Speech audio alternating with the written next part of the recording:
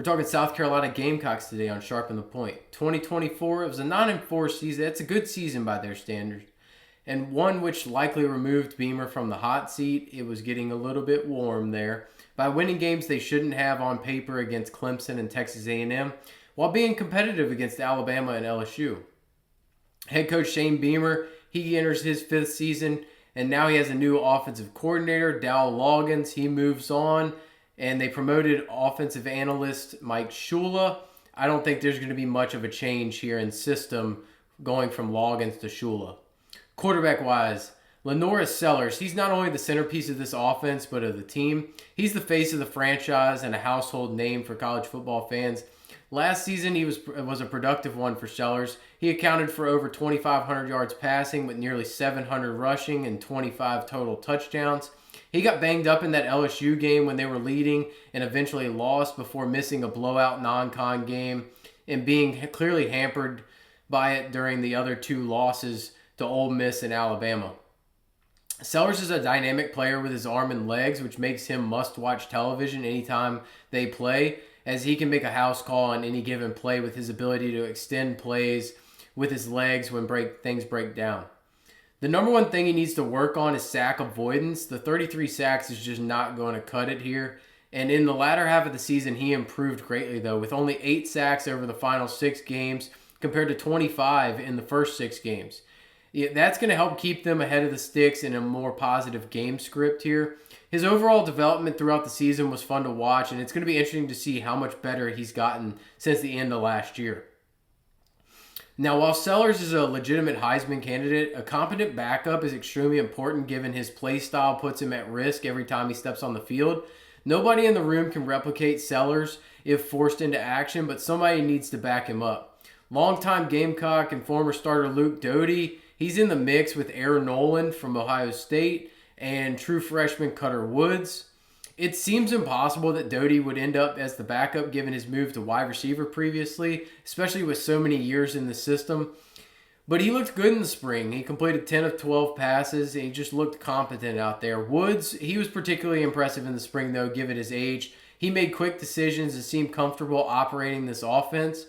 And then Noland, he comes with the most pedigree as a former 5-star. He's an all-name team guy. Who wouldn't want a quarterback named Aaron Noland? He did not look as comfortable in the offense during the spring when compared to the others, so it may take some time, but I think Noland should be viewed as the future here. Running back-wise, Raheem Sanders, he showed signs of being rocket again, rumbling to nearly 1,200 total yards with 13 touchdowns. He moves on to the NFL and leaves behind a ton of questions as to who the guy's going to be. Rasul Faison, they get him from Utah State. He'd be the most likely candidate if he ever can gain clearance from the NCAA that he's eligible. He enrolled in January but still hasn't gained his additional year of eligibility, leaving him in limbo. Last season was a really good one for Faison, though. He had over 1,100 yards and 8 touchdowns. If eligible, I think he is the clear lead back in this situation. Behind Faison, Oscar Attaway, he's the most known quantity, having been the backup to Sanders last year. He would certainly be a part of the committee without the top guy, Faison, but Isaiah Augustave from Colorado and Jawarren Howell, they're going to be involved as well. Augustave was the leading rusher for Colorado last season, and that's not saying much, though, given how much they threw the football, and he only had under 400 yards rushing last year.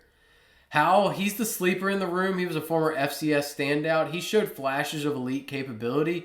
The staff expects him to have more of a role this season in the offense.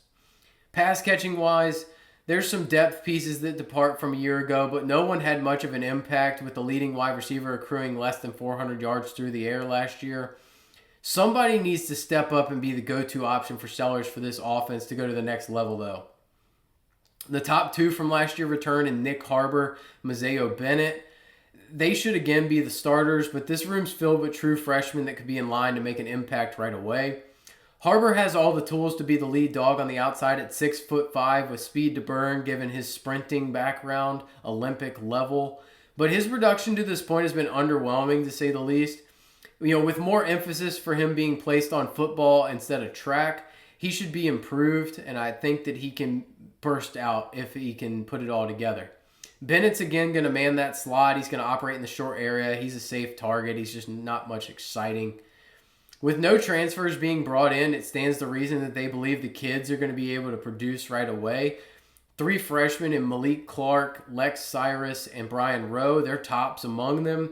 Clark and Cyrus, they bring speed and physicality to the room, but it was really Brian Rowe who stole the show in the spring. He ran crisp routes, attacked the football in the air, and when the quarterback escaped the pocket, he had great awareness to work back to the quarterback and present a clear target and find open space. Tight end Josh Simon, he's the biggest loss of the pass-catching unit. He led the team in every category. They do have some safer veteran options in Brady Hunt and Jordan Dingle. He comes from Kentucky. I think Dingle's probably the leader in the clubhouse here. But if they really want a difference maker, I think it's going to need to be Michael Smith who steps up. Yeah, he missed the spring with an injury, but Smith, he's a breakout candidate come fall camp. He saw the field a bit last season, and he's the type of guy who can really be a difference maker here. Offensive line-wise, the middle of the line all departs, leaving just the 2 tackles to remain from a unit that was simply put not the best last season. Boaz Stanley from Troy, he's going to man the middle at center with Nick Sharp from Wake Forest almost assuredly getting the start at 1 guard spot given his experience with the Demon Deacons, having over 700 snaps there. And the other guard spots up for grabs between Rodney Newsom from Western Kentucky and former freshman All-SEC Tree Babalade. At tackle, I think you're looking at Kason Henry and Josiah Thompson returning. They should have the leg up at those positions. The continuity on the outside is a nice thing to have as they're going to have developed some. They're going to need to. They didn't play perfectly great last year. They're going to need to be improved here. Defensive line-wise, this front was good last season, but it does lose Kyle Kennard and his 11.5 sacks plus others. It could very well be even better this season, though. It could be one of the best, most complete defensive fronts in the country. Any conversation about this unit's going to start with uber prospect and just nasty stalwart Dylan Stewart.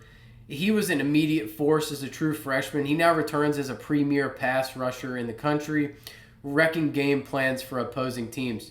He's going to pair in the rotation with some experienced veterans, Brian Thomas, Demon Clowney, Jadavius' cousin. And then Jadavion. That was a massive human. I saw him in person when I first got to LSU. Oh, my goodness. Demon Clowney comes from Charlotte. He's kind of gone around a little bit. George Wilson comes over from Campbell. And Desmond Uamazulu. In the middle, top JUCO prospect Xavion Hardy. He's going to be the anchor with Monkel Goodwine. And then others joining the fray. Xavion Hardy is supposed to be very, very good, so I'll be interested to see how he upgrades that middle. It's a deep unit that should be able to apply constant pressure on the opponents all game by keeping everyone fresh with a good rotation. Linebacker-wise, we have a complete overhaul at the second level as all 3 top contributors run out of eligibility. They're going to need to rely on inexperience and youth here. The projected starters are Justin Okoronkwo from Alabama, and true freshman Donovan Darden. I think Darden gets that job. Sean Murphy from Florida State and Fred Johnson. They're also going to factor into this rotation heavily. They're going to have to rely heavily on these guys, and it's dealer's choice as to what we're going to get out of them. It's a complete rebuild, and this thing could go in any number of directions. They're going to hope that this works out, though. Defensive back-wise, the secondary loses its leader in safety Nick Emanwari and the other role players, but returns the bulk of a good unit, leaving them with plenty of veterans on the back end. Safety Jalen Kilgore is going to be key to this. He's started the past 2 seasons. He's going to have to assume the mantle of the on-field general for Emanwari. Then Peyton Williams and David Busey, they're in the mix for the spot next to Kilgore, with DQ Smith locked into another spot there. And then at corner, Judge Collier, he returns to his starting role. And I think Brandon Cisse, he can play safety as well, or nickel. I think he's going to play corner, though, opposite of Collier. He comes from NC State, and he's going to see the field a lot, no matter what, though. Looking at the schedule and outlook for the season, Sellers is a true difference maker that can win any game virtually on his own. He may need to in this situation. The run game looks questionable if Faison's not cleared. And ultimately, then I think Sellers is going to end up being your leading rusher no matter what. And unless someone steps up, they still lack a top-end weapon on the outside. Here's looking to you, Nick Harbor. You need to step up in a big way this year. The defense loses a lot at all levels, but they do return 2 premier building blocks in Dylan Stewart and Jalen Kilgore. My biggest concern is at linebacker, where they're going to be relying heavily on an inexperienced group to try to lead the way there. I think it's going to be a drop-off on this defense, but it's just a question of how much. Schedule-wise, Virginia Tech, I'm going to lean win. I think Sellers is a difference maker here. I think Beamer's going to want this game bad, given his connections to Virginia Tech, and drones just is not the answer there. I think they're in store for probably a new coach, too. South Carolina State, that's a win. Vanderbilt, win. I think Pavia gets somebody. I don't know who it's going to be, but somebody's getting upset by Vanderbilt, and they're going to lose to Vanderbilt with Diego Pavia back there. At Missouri, lean win there. I don't trust Bo Pribula. I think Sellers can get the job done. Kentucky, win. They're terrible. At LSU, I know they had this game won last year, but I'm going to lean loss. There's just too much turnover on this defense, and Nussmeier's going to carve them up. Oklahoma, I would lean win. But I do think Venables certainly is capable of having something up his sleeve to contain Sellers. And Oklahoma's probably improved on offense. It's just going to depend how good Mateer is here, but I'll lean win there. Alabama, I'm going to lean loss. I think Alabama's good enough. At Ole Miss, coin flip game for me. Sellers, Austin Simmons. On the road, I just don't know how their run game's going to be necessarily. It's interesting. At Texas A&M, that's a coin flip as well. The pieces are better around Marcel Reed. Their run game's definitely stronger. They have good outside weapons, that could be better, but it's going to depend. A lot's going to depend on Sellers. It's going to depend on the health here. It's going to depend how these linebackers play and if they can stop the run. Coastal Carolina, that's a win. Clemson, I think it's a loss. I just think Clemson is primed for an absolute monster season. Last year's game was one of the best of the year, and this one shouldn't be much different, but Klubnik is just continuing to grow. I think Sellers progresses. He just needs weapons around him. The conference schedule is definitely friendly with no Georgia or Texas on it. They're probably the top 2 teams in the conference, but they are challenged in the non-con with Clemson to close it out. I think 7 wins should be the bare minimum expectation, with a repeat of 9 wins being considered a success. And there's upside for more if Sellers can go absolutely nuclear and just put the team on his back, a la Madden Greg Jennings.